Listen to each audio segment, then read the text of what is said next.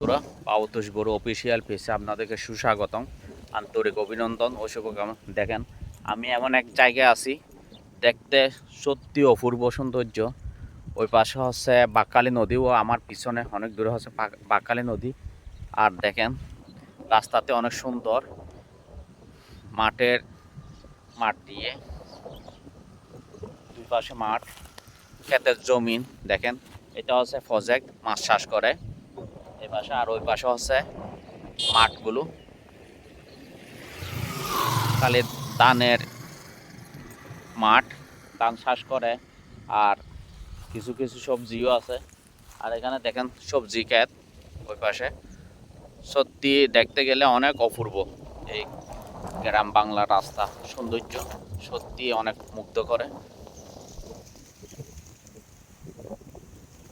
এটা মাছ চাষ করে এখানে। আর এ পাশে হচ্ছে ক্ষেত করছে, বেগুন ক্ষেত, তারপর মূলা, কপি, ফুলকপি, বিভিন্ন প্রকারের ক্ষেত। ওই পাশে দূরে যাইতে দেখা যাচ্ছে ওইটা হচ্ছে বাঁকখালী নদী। সত্যি অপূর্ব দৃশ্য। আর এটা হচ্ছে রাস্তা।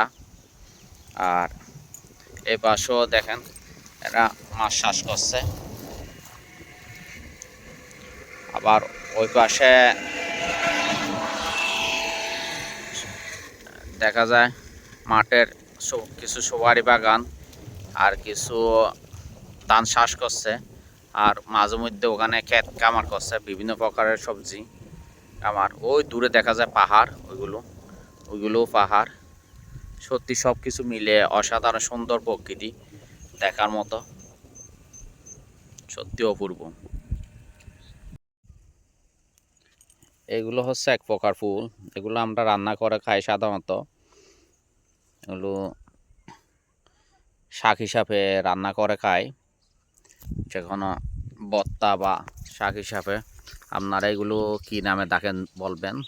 আমরা এখানে এগুলোকে সমফুল বলি। এগুলোকে দেখেন, এগুলোর এরকম ফুল হয়, ফলও হয় কতগুলো, ছোট ছোট ফল। আর এগুলো আমরা রান্না করে খাই। এরকম ছোটো ছোটো কতগুলো বিচি হয় এগুলো থেকে। আপনারা কি নামে দেখেন একটু বলবেন। আমরা এগুলোকে সাধারণত সমফুল বলি। এই সমফুলগুলো আপনারা কি নামে বলবেন। এগুলো হচ্ছে এক প্রকার শাক। দেখেন, আমরা এগুলোকে বারোই শাক বলে থাকি। আপনারা কি শাক নামে ডাকেন একটু জানাবেন। এগুলোকে আমরা বারোই শাক। এগুলো খেতে খুব সুস্বাদু আর পেটের অনেক ধরনের সমস্যার কাজ করে এই শাকগুলো। তো আমরা এগুলোকে সাধারণত খেতে যে কোনো ফসলের পাশাপাশি এগুলো ফুটে থাকে। এগুলো আমরা বারোই শাক বলি। আপনারা কী শাক নামে ডাকেন জানি না।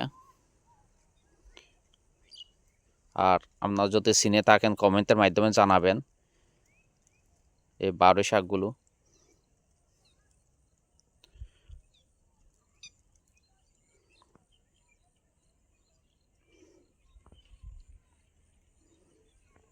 দেখাচ্ছে আজকে বাস্তব মূলা। দেখেন, মূলা এভাবে হয় বাস্তবের পক্ষে। মাটি দেখেন, কিছুটা মাটির ভিতরে থাকে আর কিছুটা মাটির বাইরে থাকে। এগুলো হচ্ছে মূলা। দেখেন, দেখতেছেন এই মূলা চাষ এভাবে হয়। দেখেন সব মূলা। আজকে আপনাদের মূলা চাষ দেখাচ্ছি। মূলা এভাবেই হয়। আর যখন পরিপক্ক হয়ে যায় এরকম ফুল আসে মূলার মধ্যে। সত্যি অনেক ইন্টারেস্টিং ব্যাপার। দেখেন, এটাই হচ্ছে মূলা। এভাবেই হয় মূলাগুলো বড় হইলে।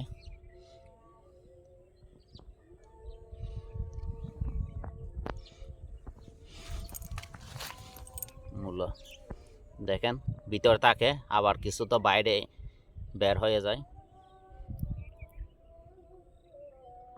এগুলো হচ্ছে লাল শাক। দেখেন, লাল শাক লাল পাতার জন্য আমরা লাল শাক নামে পরিচিত। আবার এগুলোর মধ্যে ফুলও আসে, এই দেখেন ফুল আসে, এরকম ফুল হয় লাল শাকের মধ্যে। সত্যি লাল শাক অনেক ভালো লাগতেছে দেখে অনেক দিন পরে, আর আপনাদেরকেও দেখাবার সুযোগ পেয়েছি লাল শাকগুলো। অনেক বড় হয়ে গেছে লাল শাক, কিন্তু দেখেন এগুলো সব হচ্ছে লাল শাক। লাল শাক লাল পাতার জন্য, লাল দেহর জন্য এগুলোকে লাল শাকই বলি আমরা। সব জায়গায় লাল শাক বলে সবাই চিনি।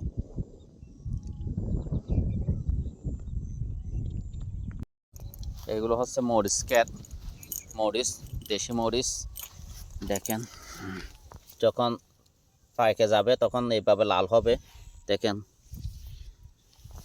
সত্যি মরিচটা দেখাচ্ছে আপনাদের, এই মরিচ দেশি মরিচ। এই যখন পেকে যাবে তখন এইরকম লাল হবে। দেখেন এক গাছে অনেক অনেক মরিচ ধরছে। এগুলো সব হচ্ছে মরিচ ক্ষেত।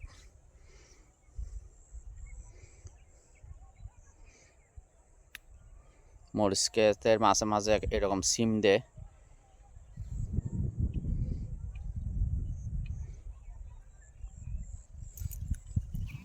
মরিচ গাছ আবার ফুল আসে, এরকম সাদা সাদা ফুল আসে, ওখানে আবার এই ফুল থেকে এই মরিচগুলো ধরে।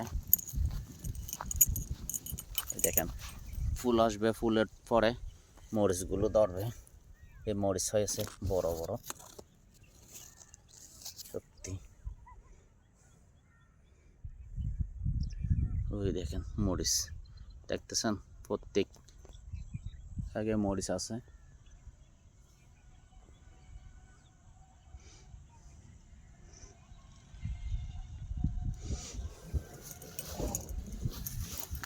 যখন পেকে যাবে এরকম লাল হয়ে যাবে, মরিচগুলো লাল হয়ে যায় পাকলে। ছোট্টবেলায় আমরা অনেক করতাম ক্ষেত, মরিচ ক্ষেত। এখন জায়গা জমিন স্বল্পতার কারণে আর করা হয় না, আর ব্যস্ততার কারণে বিভিন্ন পেশায় লিপ্ত হয়ে গেছি, তার জন্য আর করা হয় না। এগুলোই হচ্ছে মরিচ ক্ষেত। সত্যি মনোমুগ্ধকর দৃশ্য, বাতাসে দোল খাচ্ছে মরিচ ক্ষেতগুলো দেখে ভালোই লাগতেছে। সত্যি কিছু কিছু জিনিস